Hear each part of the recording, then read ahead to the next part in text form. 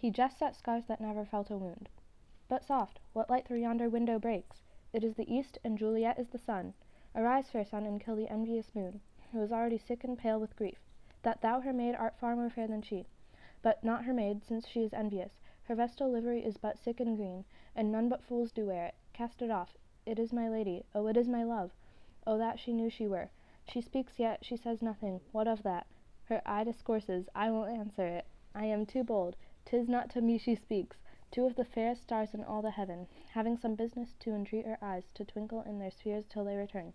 What if her eyes were there? They in her head? The brightness of her cheek would shame those stars, as daylight doth a lamp. Her eyes in heaven would through the airy region stream so bright, that birds would sing and think it were not night. See how she leans her cheek upon her hand. Oh, that I were the glove upon that hand, that I might touch that cheek.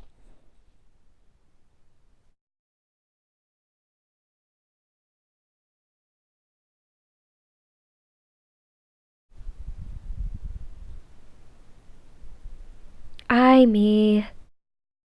She speaks. Oh, speak again, bright angel, for thou art as glorious to this night being o'er my head, as a winged messenger of heaven unto the white upturned wandering eyes of mortals that fall back to gaze on him when he bestrides the lazy pacing clouds and sails upon the bosom of the air. O Romeo, Romeo, wherefore art thou Romeo? Deny thy father and refuse thy name, or if thou wilt not, be but sworn my love, and I'll no longer be a Capulet. Shall I hear more, or shall I speak at this? 'Tis but thy name that is my enemy. Thou art thyself, though not a Montague. What's Montague? Is it nor hand, nor foot, nor arm, nor face, nor any other part belonging to a man? Oh, be some other name. What's in a name? That which we call a rose, by any other name would smell as sweet, so Romeo would. Were he not Romeo called, retain that dear perfection which he owes. Without that title, Romeo, doff thy name, and for that name, which is no part of thee, take all myself. Take thee at thy word. Call me but love, and I'll be new baptized. Henceforth I never will be Romeo. What man art thou that thus be screened in night, so stumblest on my counsel? By a name. I know not how to tell thee who I am. My name, dear saint, is hateful to myself, because it is an enemy to thee. Had I it written, I would tear the word. My ears have yet not drunk 100 words of thy tongue's uttering, yet I know the sound. Art thou not Romeo and a Montague? Neither, fair maid, if either thee dislike. How camest thou hither? Tell me, and wherefore? The orchard walls are high and hard to climb, and the place death considering who thou art. If any of my kinsmen find thee here. With love's light wings did I overperch these walls, for stony limits cannot hold love out, and what love can do, that dares love attempt. Therefore thy kinsmen are no stop to me. If they do see thee, they will murder thee. Alack, there lies more peril in thine eye than 20 of their swords. Look thou but sweet, and I am proof against their enmity. I would not for the world they saw thee here. I have night's cloak to hide me from their eyes, and but thou love me, let them find me here. My life were better ended by their hate, than death probed, wanting thy love. By whose direction foundest thou out this place? By love that first did prompt me to inquire. He lent me counsel, and I lent him eyes. I am no pilot, yet wert thou as far as that vast shore washed with the farthest sea. I should adventure for such merchandise.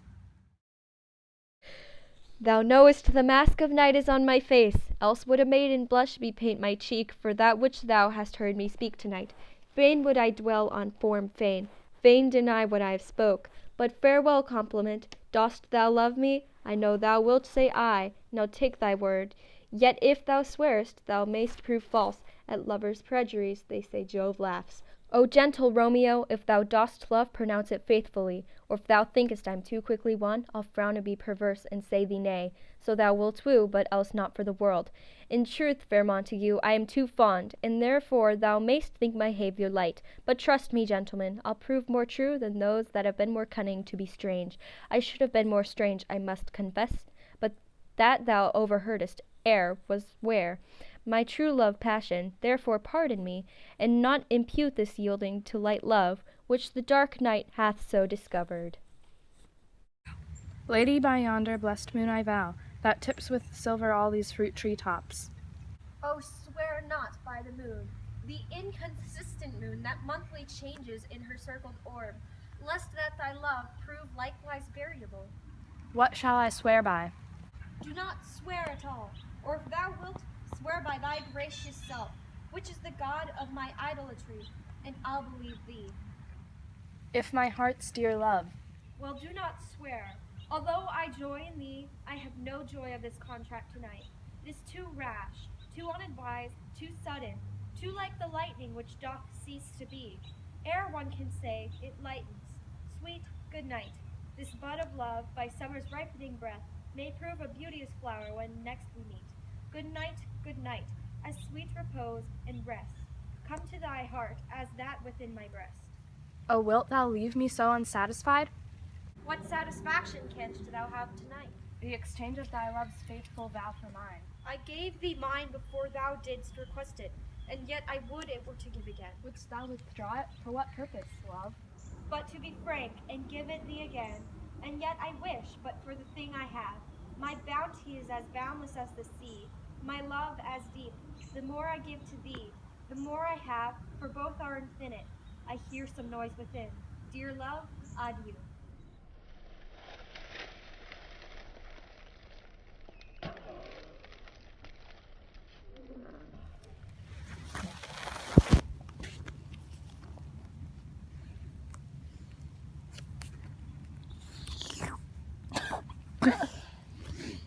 We already did that one. Wait, did we? Oh, I'm recording. Go. The exchange of thy love's faithful vow for mine. I love how I can see the paper. Hey! Action. Very graceful. Fine. Gotta go overshoot it.